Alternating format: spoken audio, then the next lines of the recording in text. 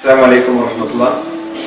പ്രിയപ്പെട്ടവരെ, കൊണ്ടോട്ടി കേന്ദ്രമായി തുടങ്ങിയ ശിഹാബ് തങ്ങൾ ഡയാലിസിസ് സെന്റർ ഇതുവരെയും ഒരുപാട് രോഗികൾക്ക് ആശ്വാസം പകർന്ന ഒരു പ്രസ്ഥാനമായി മാറിയിരിക്കുകയാണ്.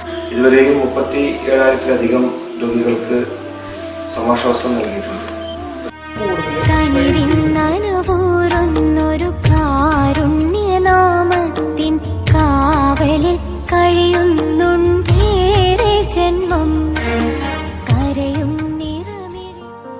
ആരിലേക്കും ഏത് നിമിഷവും വന്നു ചേരാവുന്ന അവസ്ഥ.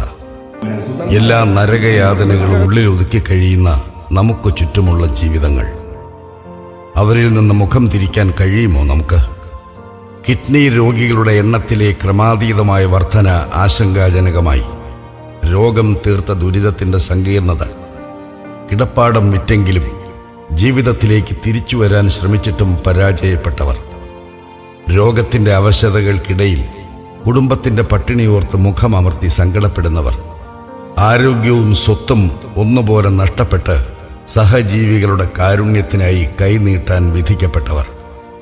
അവർക്ക് ആശ്വാസത്തിൻ്റെ തിരിവട്ടം തെളിയിക്കുകയെന്ന ലക്ഷ്യത്തോടെ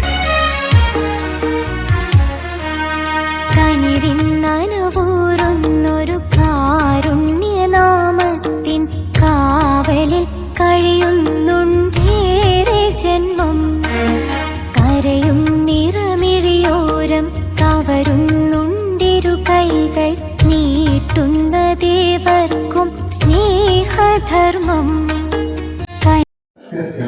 ആരോഗ്യം നമ്മുടെ ആരോഗ്യം.